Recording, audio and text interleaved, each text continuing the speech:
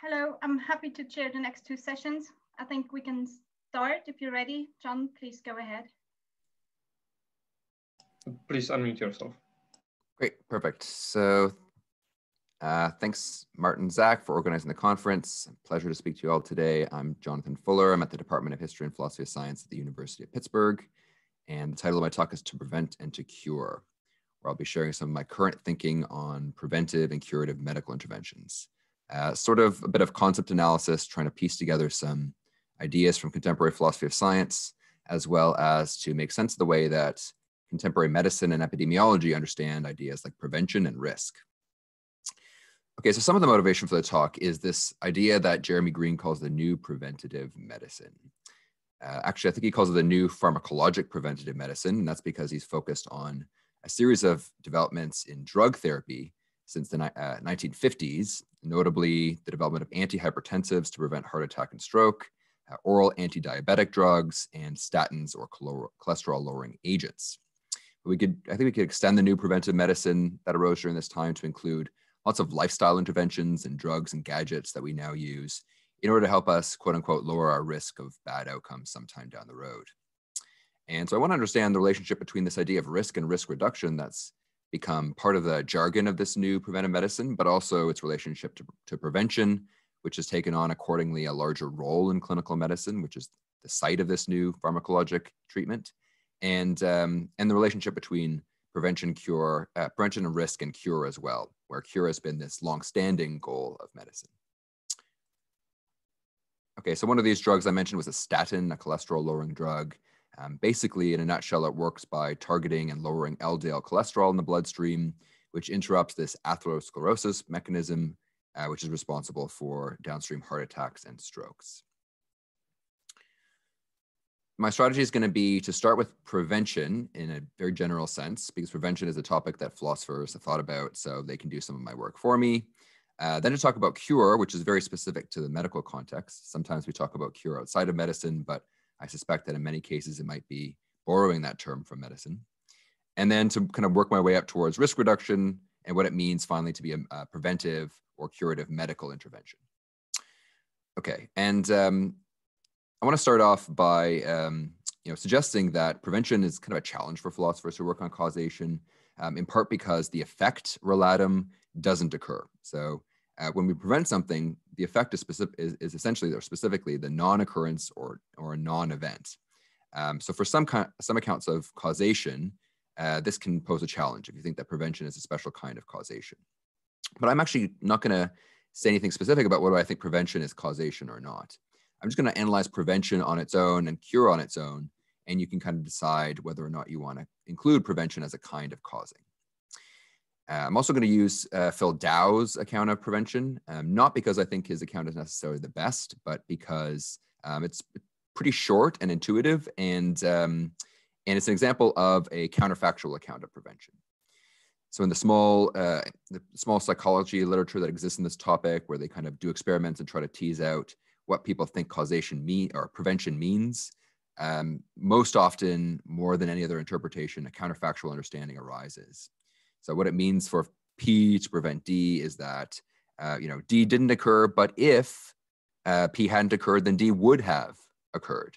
And these ifs and would haves that run counter to the actual facts, which are that D did not occur, describe counterfactuals.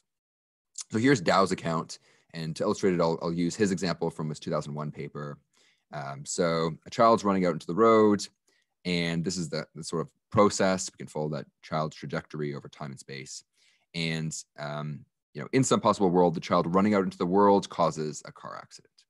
But thankfully, the child's father grabbed the child, and the following happened. So the father grabbed the child. The car accident didn't occur, and we can say that the father grabbing the child was a case of the father's grabbing interacting with that process of the child running out into the road.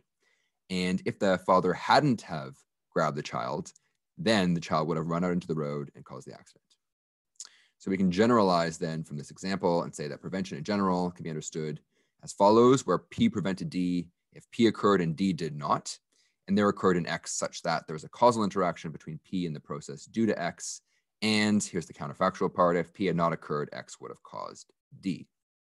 And represent this using very simple causal arrow graphs. So P interacted causally with X in the actual circumstances. But if that hadn't happened, then X would have had a causal process running to D. Okay, and then so as a first pass, I think we can actually understand cure quite symmetrically to prevention, where, okay, so we have a disease and we take an intervention and suddenly that disease goes away. When will we say that that intervention cured the disease versus it was just a coincidence? Let's say the disease instead naturally remitted and it was just a coincidence that we happened to take the intervention at the same time. Well, we'll say if that intervention cured the disease, if, had it not been the case that the individual had taken the intervention, the disease would have persisted. And so one of the main differences now is that, you know, in the case of prevention, we're trying to intervene before an event occurs. In the case of cure, the event has already occurred.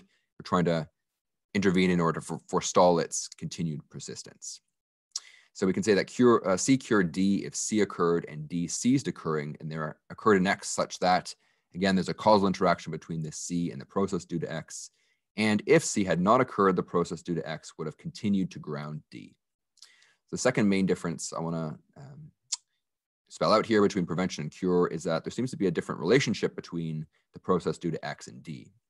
In prevention, X produces this process due to X, or X produces this D. So, you know, there's some process leading to D, and by preventing D, we're interrupting that process before D occurs. But in the case of cure, D already exists. So if C is responsible for causing D to cease to exist, it must be that it interrupts some process that in some way grounds D. And here I won't really fully spell out what I mean by the notion of metaphysical grounding, whether, you know, we want to understand this as supervenience or identity or something else. In fact, I think it could be the case that different notions of grounding are appropriate to different kinds of diseases. But whatever we mean by grounding, it's the case that there's some process that grounds D, and we interrupt that process in order to cure it. So here's an example of how this might apply outside the medical context, although admittedly it's an awkward use of the word cure. So we might say that there's some neural activity represented by X is firing, and that firing being transmitted to Y, which in turn fires. Okay, there's some D, some mental activity that's grounded by this process. And one way we might go about interrupting that neural process D, or that mental activity D, is to intervene and disrupt the underlying neural process that grounds it. So if we went and ablated the neurons that were responsible for that neural activity, we will, in a sense, have cured that individual of the neural activity. Okay, so now all we have to do is replace the neural activity with some disease and generalize, and we get a notion of cure that I think works fairly well for many medical contexts. Okay, so what about this idea of risk reduction, though? And so first we can ask ourselves where this actually comes from. Why do we talk about risk in the first place? And so kind of parallel to this rise of the new preventive medicine that Jeremy Green describes in the second half of the 1900s, clinical epidemiology also took on an increasing importance in quantifying the effectiveness and measuring the effectiveness of our interventions, like those ones that prevent outcomes downstream. So here is a decision aid representing the results of clinical trials that test out the effectiveness of a statin drug. And the results in a nutshell show that for 100 people on the left who don't take the medication for 10 years, there will be 3 orange heart attacks out of 100, or 3%. If they do take a statin for 10 years, there'll be 2 orange heart attacks, or 2%. We sometimes describe this result as saying that the statin lowers the risk in the population from 3% to 2%. Okay, so it's worth pointing out first that we don't need to actually do away with these concepts of prevention or cure in order to recognize the phenomenon of risk reduction and its centrality to preventive medicine these days. So it could be in this example, for instance, what happened was the intervention was given to these 100 people on the left or on the right, sorry, and the intervention fully prevented one of these orange heart attacks full stop, deterministically speaking, in one of these 3 orange people on the left who would have otherwise had a heart attack. So it really prevents a heart attack in one person. It's just that we don't know who that one person is. So we'll say that it lowered the risk in the population overall. Whether we want to understand that as a lowering of the proportion of events or lowering of the probability of events in the population. However, we might want to allow at the same time that some of these interventions might actually be genuinely chancy at the individual level. In that case, we might have difficulty saying that, in the statin case, if instead the intervention lowered the individual risk, the single case probability of a heart attack in, let's say, 50 of those people by a little bit, we may not want to say that it prevented a heart attack full stop in any one of them. It simply lowered the risk in a bunch of people and therefore the population as a whole. So to allow for this possibility, I think we can come up with an understanding of risk reduction that suits epidemiology and that allows for the possibility of individual single case probability lowering. And we can do so just in direct analogy to the two definitions of prevention and cure. So we can say that R reduced the risk of D if R occurred, and there occurred in X such that there's a causal interaction between R and the process due to X. And if R had not occurred, X would have resulted in D having a higher risk, where the risk is some probability, either population level or single case. So if we're talking about a single individual, we gave R and R lowered their risk. That means that if they hadn't have taken that intervention, they would have had a higher individual risk. If instead we give it to a population and we find that in the population the risk is lower, all that means necessarily is that if we hadn't have given it, the population level risk would have been higher. But that doesn't say necessarily that it lowered anyone's individual risk of the outcome, because it could have worked deterministically in just a small number of people in that population. So I'm actually going to rely on this notion of risk reduction to come up with an idea of what a preventative or curative intervention is. So along these lines, I is a preventive or curative intervention if and only if I reduces the risk of D in some population. So that means that we're going to count something as preventive or curative, if it prevents or cures the outcome in some individuals full stop, or if it lowers the risk of some individuals full stop. And thankfully, given the broad definition of risk reduction we just had, both those possibilities are consistent with seeing a decrease in risk at a population level. What's important here is that I say that it does so in some population, because of course an intervention could work in some individuals and some populations and not in others.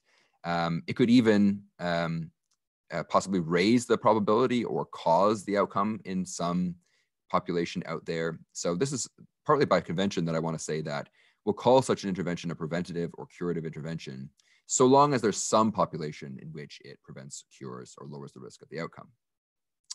And I think this is okay. I mean, it allows for some pretty lousy preventative or curative interventions that have a very low effectiveness. But I think we should distinguish between what a preventative or curative intervention is on the one hand, and what it means for a preventative or curative intervention to be effective on the other.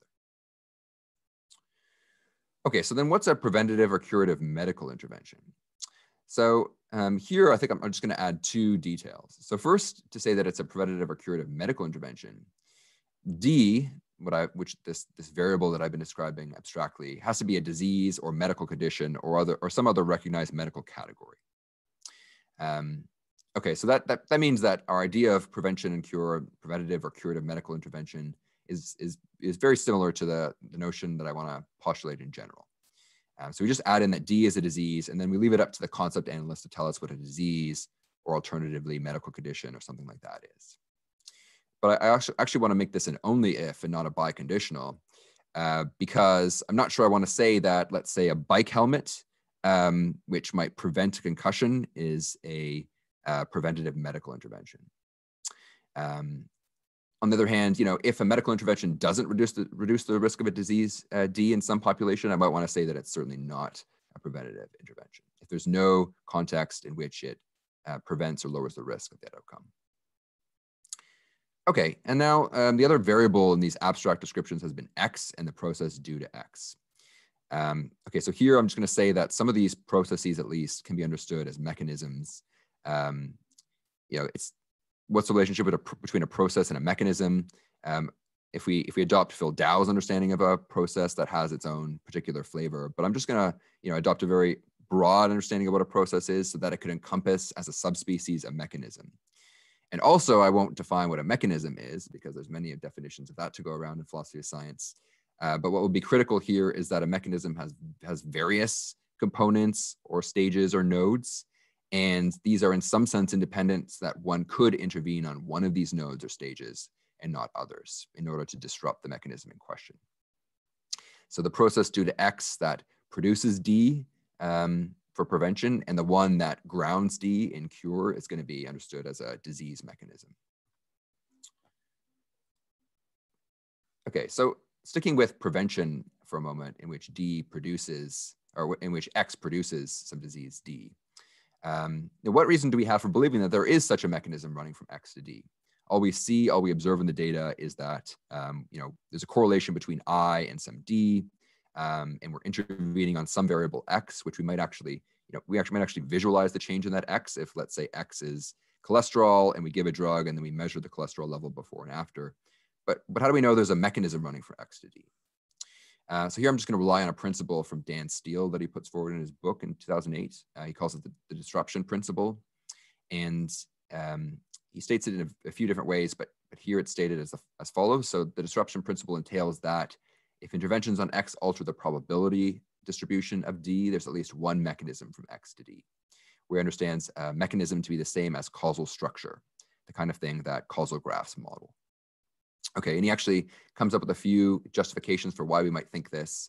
But the idea, very, very generally, is if we intervene and find an association between I and moreover between X, which changes as a result of our intervention, and then therefore there's a correlation between X and D, decreasing X from 1.0 to 0.5 probability in the population decreases D from 1.0 to 0.5. There must be some sort of causal explanation for that.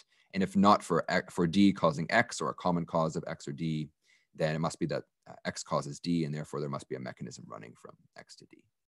I think there's more that can be said about this, but I think for our purposes, I'll just say there is at least some principle and some thinking, some reason to think that we have to posit some sort of mechanism to connect X and D if we don't think that X is a direct cause of D without any mediation. Okay, then a preventive medical intervention intervenes on what I want to call an etiologic disease mechanism, where an etiologic disease mechanism produces a disease in question. So this was the case in which preventive intervention D intervened on X, which is a node in this mechanism, and the mechanism in question runs from X all the way to the disease D. This is what's happening in the atherosclerosis case. So the etiologic mechanism in this example is atherosclerosis, which starts from things like LDL cholesterol, which gets deposited in the innermost layer of the artery, and then fatty plaque grows over time, and eventually in some individuals, it could rupture and lead to heart attack. So a statin will intervene on this etiologic mechanism in order to lower the risk at a population level by specifically targeting node X, lowering the probability that LDL cholesterol is high enough in order to for atherosclerosis to build a plaque large enough that a heart attack might occur. Okay, so then a curative medical intervention, in contrast, is going to intervene on what I'll call a constitutive disease mechanism, where a constitutive disease mechanism serves as the causal basis for a disease D. Okay, so why might we think that there is a certain kind of indirect relationship between diseases D and the underlying pathophysiology or causal basis of that disease? So here I'll just point to a paper that I wrote in 2018 called "What Are Chronic Diseases?", in which I looked at specifically chronic diseases and the metaphysics of chronic disease. And I found that a lot of the time a disease D was some sort of disposition or property that had a causal basis that we can understand using basic science as describing either a kind of pathophysiologic state or pathophysiologic mechanism. And therefore, we can say that something like gastroesophageal reflux disease, which is a disposition towards reflux of the stomach contents into the esophagus, depends on a certain anatomy and a certain underlying pathophysiological process where the lower esophageal sphincter is just too weak, it doesn't close properly, and that's responsible for the body having this disposition towards the reflux of stomach contents into the esophagus. So then, how do we intervene on this mechanism and prevent the reflux of contents into the esophagus, the resulting heartburn? There are many different ways of doing it, but one way is to target some node in the mechanism, let's say the acidity of the gastric contents. And in this case, we're not probably curing the disease, but still we're intervening on the underlying pathophysiological basis in order to make have some effect on the disease itself, which relies or depends in some way on this process. Okay, I also want to just mention some work by Jacob Stiganga in 2015 in a paper, Effectiveness of Medical Interventions, in which Jacob talks about cure in relation to care. And he says that cure in relation to care involves targeting the constitutive causal basis of a disease, which is an idea that I'm also basically referring to here. So he gives the example of type 1 diabetes, where the constitutive causal basis of type 1 diabetes, as opposed to the etiologic mechanism that leads to type 1 diabetes, consists of things like insulin insufficiency, which results via mechanism in hyperglycemia. So we can intervene with insulin in order to target that causal basis of the disease and relieve some of the some of the symptoms by targeting the causal basis. What's interesting in cases like this one, insulin treatment for type 1 diabetes and treating the stomach acidity in cases of gastroesophageal reflux, is that in neither case, I think many people want to say that we've cured the disease. So insulin doesn't cure type 1 diabetes. It manages it or controls it in some sense. So just by intervening and interrupting a mechanism, it's not necessarily going to mean that we have a cure on our hands. But I think it is a bit ambiguous whether or not we have to continue, whether or not we call an intervention a cure, if we have to continue intervening with that intervention in order to have an effect. So we have to continue intervening with insulin in type 1 diabetes and with stomach acid lowering drugs in order to intervene on the mechanism of gastroesophageal reflux. And maybe that's why we don't want to call it a cure. Where in other cases, like giving an antibiotic for 5 days, there's no need for ongoing treatment after we've successfully treated the infection. And that might be the difference between some cases of where we want to call cure and some cases where we don't. But I think we are a little bit inconsistent in applying this standard. So, scurvy results from a deficiency in vitamin C. Some people might often want to say that by giving vitamin C to a vitamin C deficient person, we've cured them of scurvy. But this is a case of an intervention where we have to keep giving the intervention in order to avoid scurvy returning. So there we keep giving the intervention, but we might want to call it a cure. So I'm not exactly sure how universally we apply these kind of standards, whether or not we want to restrict a cure in general to cases in which we don't have to continue intervening in order to avoid the disease returning. I'm just going to point to a kind of parallel here between what I'm suggesting and an account owing to Carl Craver, in which he understands constitutive mechanistic explanation as being a relationship between an underlying mechanism and a phenomenon that depends on that mechanism in a relationship that he calls constitution, borrowing that term from Wesley Salmon. And I'm not going to actually assume that the way I understand constitution, the way Craver understands it are the same, but this is at least one candidate way of understanding the relationship between a disease phenomenon and an underlying mechanism that's responsible for it. Okay, so I'm running out of time. So I'll just quickly talk about this one example of cure. A very familiar example to all of us. So antibiotics cure bacterial infections in many instances. And we can understand this as the antibiotic targeting the underlying constitutive mechanism of the disease, as when a penicillin, which is a beta-lactam antibiotic, targets the transpeptidase enzyme that's responsible for maintaining cell wall rigidity in bacteria like Streptococcus, and in doing so might lead to cell death, which by severing this mechanism of bacterial cell growth and survival cures the disease.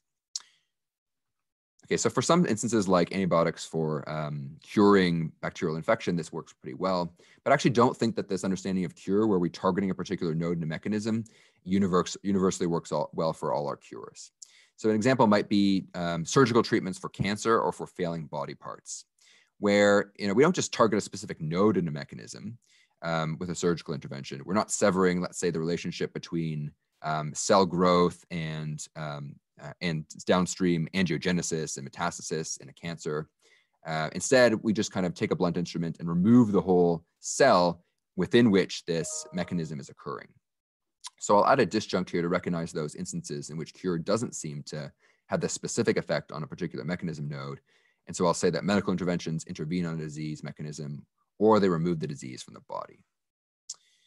Okay, so then one way to think about preventative medicine is then shifting the target of medical intervention upstream from constitutive to etiologic disease mechanisms, and thereby redirecting the focus of attention of some drug makers and doctors and so on Obviously not completely away from cure, because we try to cure things all the time, and sometimes we even do.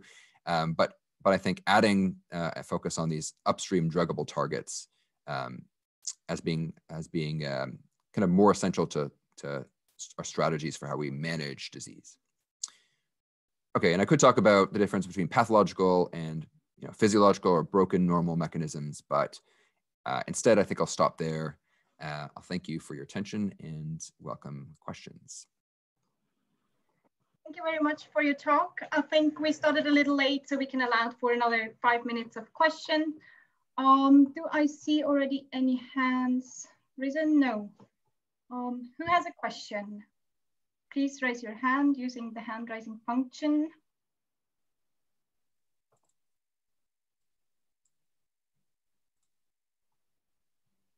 So I can't actually, I'm sorry, I can't raise my hand because I'm the host. So I can't actually, use the function. But so let me try ask you a sort of a dumb question. You mentioned that you wouldn't consider a bike helmet as a preventive medical intervention or something like that. So can you maybe elaborate in what sense this would not count? Okay, so when I said that, I was talking about specifically medical interventions. So I would consider it to be a preventative intervention, but I'm not sure, and I probably want to say that it's not a preventative medical intervention. So that's why I kind of brought that example up to justify why when I'm kind of telling you what a preventative or curative medical intervention is, I'm saying that we want to call it that only if it reduces the risk of a disease D. But we might not want to call any intervention that reduces the risk of disease D a medical intervention, because then we would be forced to be calling bike helmets a medical intervention, and we might not want to do that. That would be kind of expanding the scope of medical intervention pretty widely if we wanted to include any instance of prevention as being a case of medical intervention. You don't have to see a doctor or have any have somebody medically recommend a bike helmet in order to think that it's going to be a preventative intervention. Right. In that sense, I don't think it's sharp. It's a sharp division, right? Because then, like face masks, I mean, nowadays some people need to be reminded they have some effectivity. So in that sense, they would count as a medical intervention because they, But with bike helmets, I mean, everyone sort of, you don't need a medical expert to tell you that. Yeah, no, I think that's probably going to be the case. So yeah, I'm not exactly sure what we have to add to this to make it a biconditional. Whether it has to be something that's recommended by a healthcare professional or something like that for it to be a medical intervention. Yeah, I'm really not sure. So, more borderline cases, where are we gonna place this? Are we gonna say it's a preventative intervention that's not medical? Or are we gonna say it's a preventative medical intervention? I just don't have an answer to that question. So I don't see any more hands. Maybe I'll ask a small question. I think Anya's waving.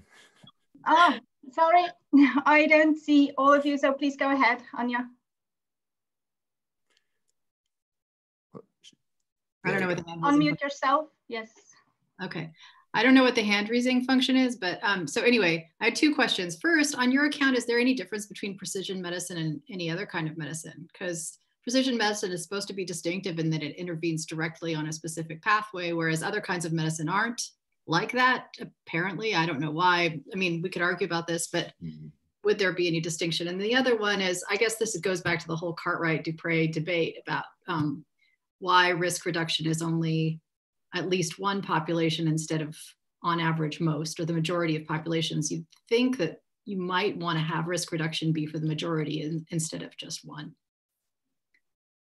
Right. Okay. So on the precision medicine question, it's interesting. I mean, yeah, I wouldn't want to identify precision medicine, and I don't study precision medicine, you do, but I wouldn't want to call precision medicine any approach that targets a specific locus and like a mechanism, because then that wouldn't seem to be so different than earlier traditions like rational therapeutics. I mean, we've been doing this for a long time before precision medicine came around as a movement. So that would make it seem like precision medicine isn't that new.